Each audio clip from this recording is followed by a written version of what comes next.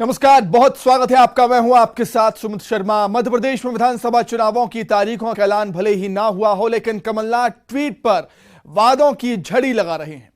किसानों की कर्ज माफी को लेकर कमलनाथ ने ट्वीट पर सियासत गर्मा गई है। सीएम कमलनाथ ने प्रदेश में सत्ता में आने पर किसानों के कर्ज माफी का वायदा कर दिया है।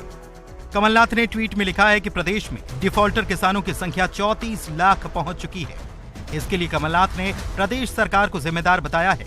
उधर कांग्रेस ने दावा किया कि सरकार में रहते 27 लाख किसानों का कर्ज माफ किया गया था।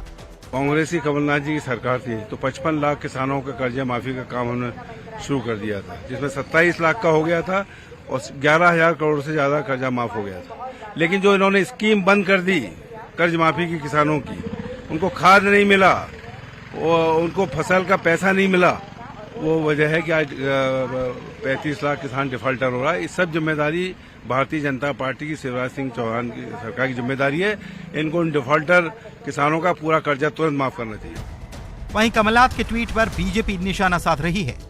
बीजेपी ने किसानों की कर्ज माफी के वायदे को पूरा न करने के आरोप कमलनाथ पर लगाए हैं। कभी कहते हैं किसानों का सारा कर्जा माफ कर देंगे, इनसे बड़ा झूठ बोलने वाला कोई है नहीं। पहले का 10 दिन में माफ करेंगे, डिफॉल्टर किसानों ने इनको बना दिया। साल 2018 के विधानसभा चुनाव में कांग्रेस का कर्ज माफी का वादा गेम चेंजर साबित हुआ था। हालांकि सरकार बनने और फिर जाने के बाद इसे लेकर बीजेपी हमलावर रही।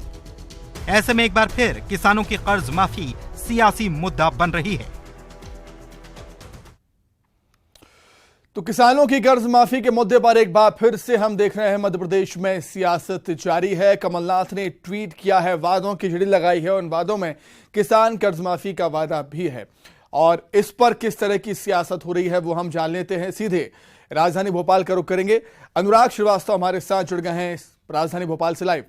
अनुराग, पिछले विधानसभा चुनाव में कांग्रेस ने किसान कर्ज माफी का मास्टर स्ट्रोक खेला और सत्ता में वापसी उसकी हुई।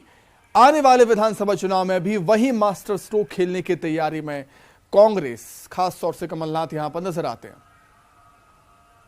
बिल्कुल सुमित, देखिए कमलनाथ का ट्वीट बताता है कि किसान कर्ज माफी के मुद्दे को 2023 के चुनाव तक कांग्रेस जिंदा रखना चाहती है और यही वजह है कि कभी बयानों के जरिए, कभी सोशल मीडिया पर ट्वीट के जरिए इस मुद्दे को हवा देने की कोशिश की जाती है। और उसी का एक जरिया है कि कमलनाथ ने आज एक बार फिर ट्वीट कर इस बात का भरोसा दिलाया है कि यदि कांग्रेस सत्ता में आती है तो किसान कर्ज माफी को फिर शुरू किया जाएगा। लेकिन सबसे बड़ी बात है कि प्रदेश में डिफॉल्टर किसानों की संख्या बढ़ती जा रही है और इसका आंकड़ा बढ़कर 34 लाख तक जा पहुंचा है। हालांकि शिवराज सरकार इस बात का ऐलान कर चुकी है कि जो डिफॉल्टर किसान है वो यदि अपने ऋण को जमा करते हैं तो उनका जो ब्याज है वो माफ किया जाएगा, यानी कि उसकी भरपाई करने का काम सरकार करेगी। तो कुल मिलाकर एक तरफ जहां डिफॉल्टर किसानों को मदद देने की बात बीजेपी सरकार कर रही है, तो वहीं किसान कर्ज माफी के मुद्दे को लेकर कांग्रेस कहीं ना कहीं किसानों को साधने की कोशिश